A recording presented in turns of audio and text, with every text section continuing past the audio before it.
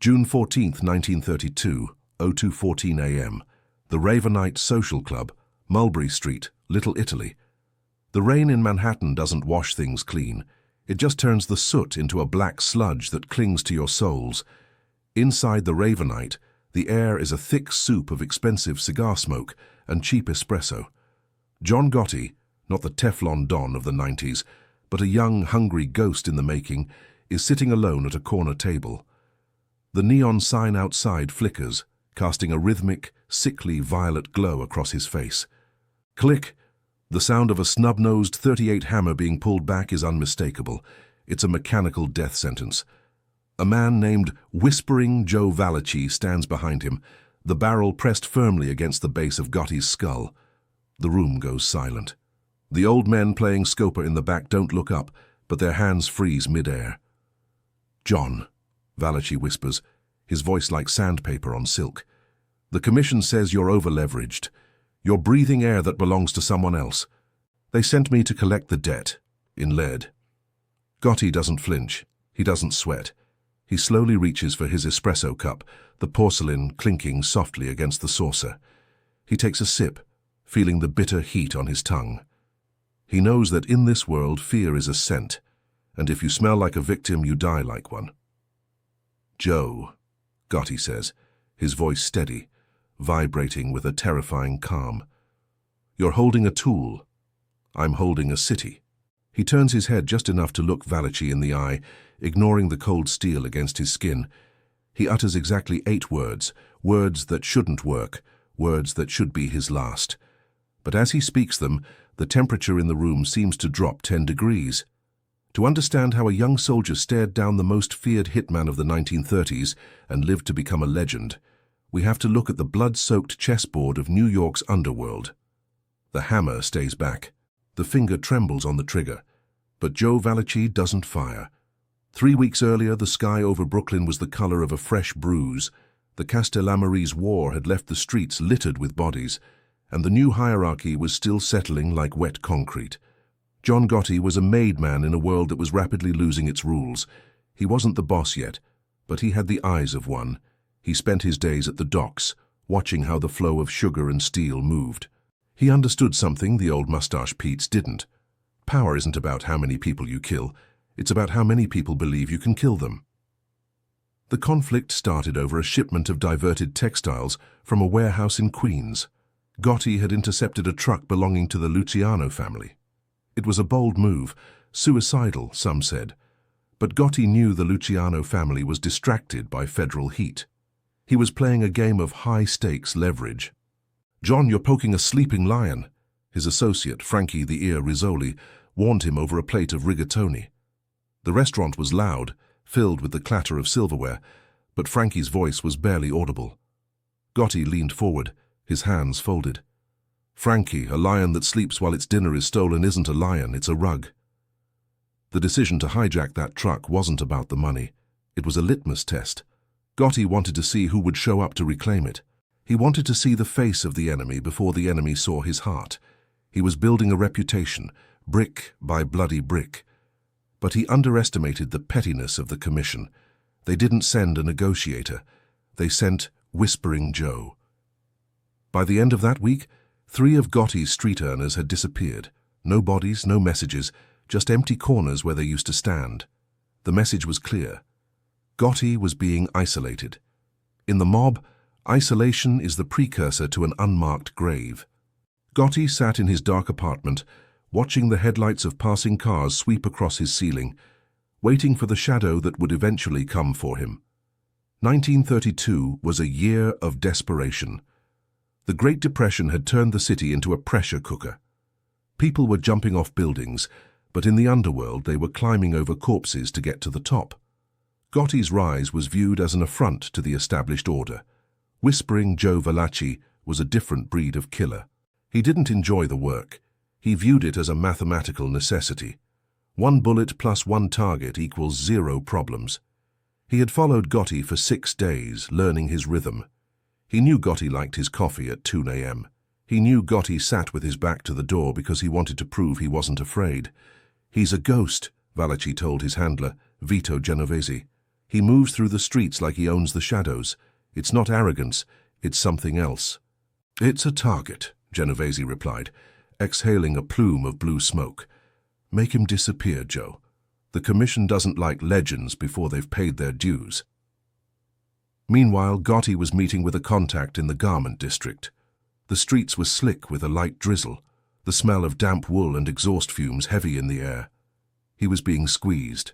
The docks were closed to him. His gambling dens were being raided by anonymous tips to the police. He had a choice: apologize and pay a tax that would bankrupt his crew, or stand his ground and face the most efficient assassin in New York. Gotti chose a third option. He decided to trap the hunter. He began making visible mistakes. He started showing up at the Ravenite at the same time every night. He made sure the word got out that he was unprotected. It was a gamble that relied entirely on Gotti's ability to read Valachi's psychology. He knew Joe was a professional. Professionals wait for the perfect moment. Gotti was going to hand him that moment on a silver platter, but he was going to lace it with poison. The trap was set. Now, all he had to do was wait for the cold metal against his neck. The night of the encounter, the air in Little Italy was electric. A thunderstorm was brewing over the Atlantic, pushing a heavy, humid wind through the narrow alleys. Gotti dressed with meticulous care. A pinstripe suit, a silk tie, and a pinky ring that caught the light like a fallen star. He walked to the Ravenite alone. He felt the eyes on him from the darkened doorways. He knew Valachi was there. He could feel the predator's gaze. It's a primal instinct, a prickle on the skin that says you are no longer at the top of the food chain. Entering the club, he nodded to the bartender, a man named Sal, who had seen more murders than a morgue attendant. Sal's eyes were wide, his hands shaking as he poured the espresso. He knew what was coming. Everyone knew.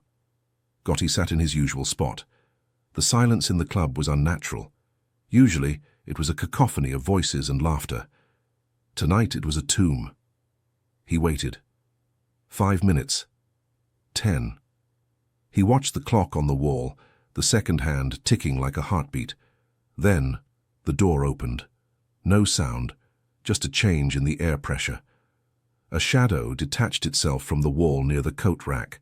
Valachi moved with the grace of a panther, weaving through the tables until he was directly behind Gotti. The cold barrel of the .38 touched Gotti's skin. The cold, open moment. "Any last words, John?" Valachi asked, his voice a low hiss. "Make them good. They're going on your stone." Gotti didn't move a muscle. He felt the raw power of the moment. This was the precipice. This was where the man ended and the legend began. He didn't beg.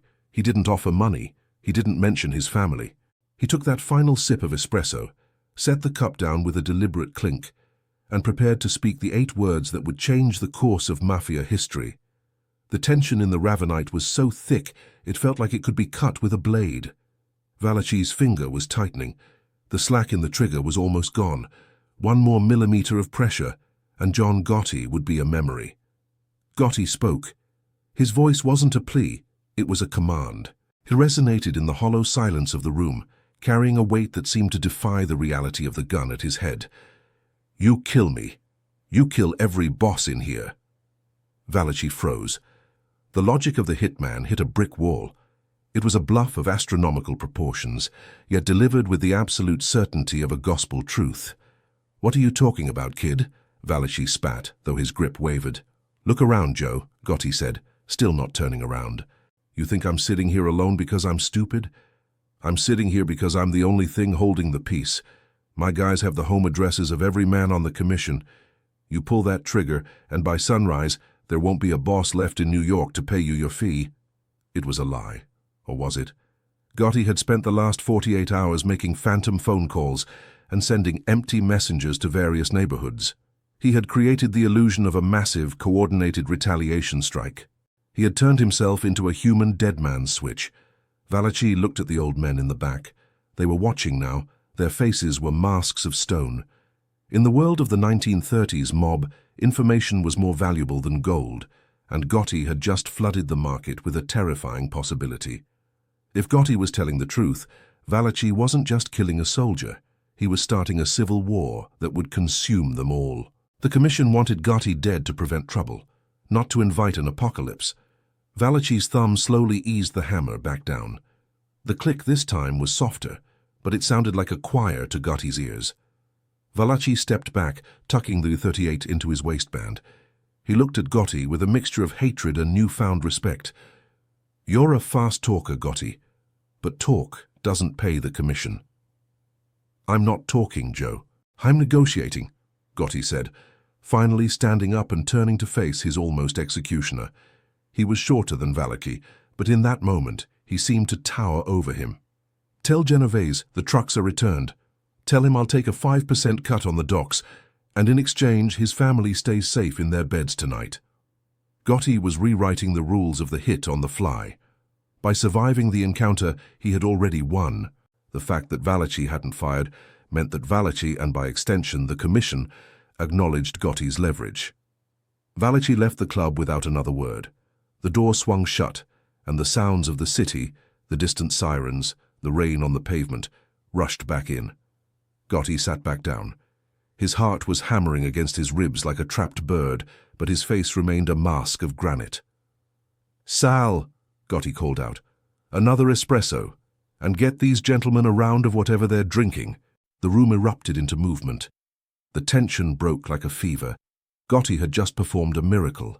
He had stared into the abyss and made the abyss blink. But he knew this was only the beginning. He hadn't just saved his life, he had declared himself a player. News of the encounter spread through the 5 boroughs by dawn. The story grew with every telling. It became the 8-word sentence that stopped a bullet. The legend was born, but legends are hunted men. Across town, Vito Genovese was breaking a glass against a brick wall. He didn't like being outplayed by a street kid, and he certainly didn't like being threatened. The following days were a whirlwind of clandestine meetings. Gotti's 8 words had created a vacuum of authority. If he could threaten the commission and live, then the commission wasn't as invincible as everyone thought. Small-time captains began reaching out to Gotti. They wanted to know if the dead man's switch was real. Gotti played it perfectly. He never confirmed it, but he never denied it. He spoke in riddles and shadows, letting their own fears fill in the blanks. "Is it true, John?" asked Albert, the Mad Hatter Anastasia, during a sit-down at a pier in Hoboken. "Do you really have their addresses?" Gotti looked out at the dark waters of the Hudson. "Albert, in this city, everyone lives somewhere. The question isn't where they are. The question is, who is watching them while they sleep?" By refusing to give a straight answer, Gotti maintained his power. He was using the effetto lenda, legend effect. He wasn't just a man anymore, he was a phenomenon. He had introduced a new variable into the Mafia equation, the idea of total scorched earth retaliation. However, the financial pressure was mounting. The commission had frozen Gotti's assets. His men were getting hungry. Loyalty in the mob is a commodity, bought with cold, hard cash.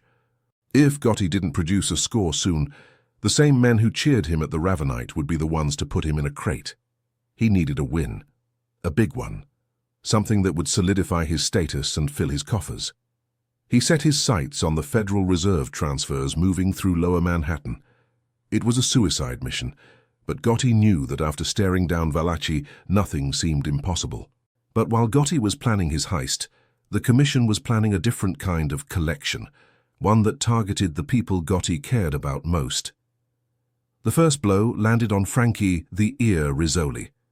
They found him in the trunk of a Buick near Coney Island. He hadn't been shot. He had been tortured for hours. The message was clear. Gotti's protection didn't extend to his friends. Gotti stood over the body in the morgue. The smell of formaldehyde and death was overwhelming. Frankie had been with him since they were stealing car tires in the Bronx. This was the cost of the 8 words. This was the tax on his ambition. "He didn't say anything, John," the coroner whispered. "They pulled his teeth, but he kept his mouth shut." Gotti felt a cold, sharp rage crystallize in his chest. He realized that his bluff had worked too well. The commission was now afraid of him, and fear leads to overcompensation. They were trying to break his spirit before they tried to take his life again. He returned to his apartment to find his front door ajar. He drew his pistol, moving through the rooms like a ghost. On his kitchen table sat a single item, a photo of his mother walking to church. No note was needed. This was the moral dilemma. To keep his power, he had to risk everything and everyone he loved. The dead man's switch was a double-edged sword. If he used it, he would be king of a graveyard. If he didn't, he would be a coward who let his best friend die for nothing. He spent the night cleaning his weapon, the rhythmic sound of the cloth on metal the only noise in the room. He realized that the 8 words hadn't ended the hit. They had just turned it into a long-form war of attrition. He made a decision. He wouldn't wait for them to come to him. He was going to bring the fight to the heart of the Commission, at their most sacred sanctuary. The Commission was meeting at a private estate in Westchester to finalize the Gotti problem. The air was crisp, the smell of pine needles and expensive cologne mingling under a moonless sky. High-ranking members from the 5 families were there, guarded by a small army of soldiers. Gotti arrived not with a fleet of cars, but alone. He walked up the long driveway, his hands visible, his expression calm. The guards leveled their Tommy guns at his chest, but he didn't stop until he reached the heavy oak doors of the study. He pushed them open. The bosses, Luciano, Mangano, Galliano, Bonanno, and Profaci, looked up in shock. It was an unprecedented breach of protocol. "You're a brave man, John," Luciano said, his voice cold. "Or a very tired one."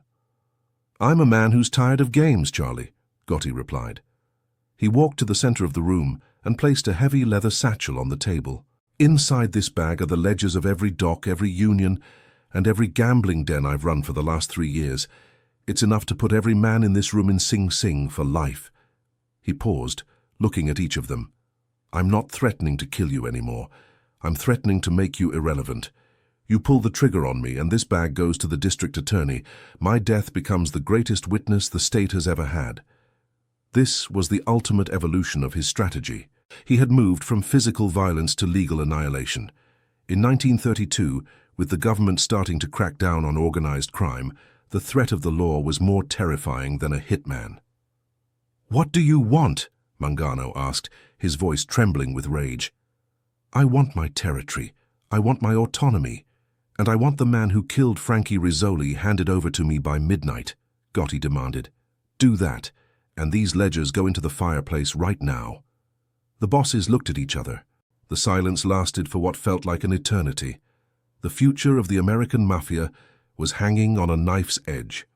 The fireplace roared, the flames licking the leather of the satchel as it turned to ash. Gotti watched the secrets of his empire burn, knowing that by destroying his leverage he was earning his place. The bosses had agreed. Not because they liked him, but because they understood him. He was one of them now. By midnight, a man was dropped off at the Ravenite. He was tied, gagged, and shivering.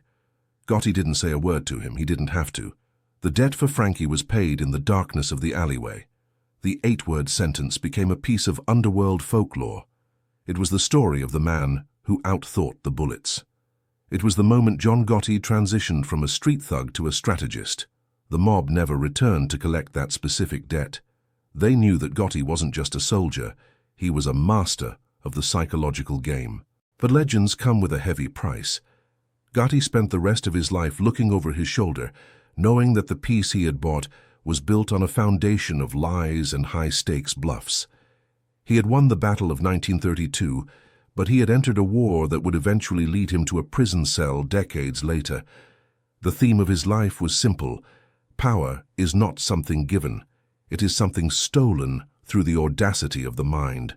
He understood that in a world of monsters, the loudest roar isn't always the deadliest. Sometimes it's the quietest words that hold the most power. John Gotti walked out of the Ravenite that night as the sun began to rise over Manhattan. The city was waking up, oblivious to the fact that its hierarchy had been reshaped in a smoky club over a cup of espresso. Nobody knew until it was too late. The story of the 1932 encounter remains a whispered legend in the streets of New York. It reminds us that in the game of power, your greatest weapon isn't the gun in your hand, but the words you choose when the barrel is at your neck. Would you have had the nerves to stay silent, or would you have begged for your life? Let me know in the comments below. If you want more deep dives into the shadows of history, hit that subscribe button and turn on the bell. The shadows have more stories to tell.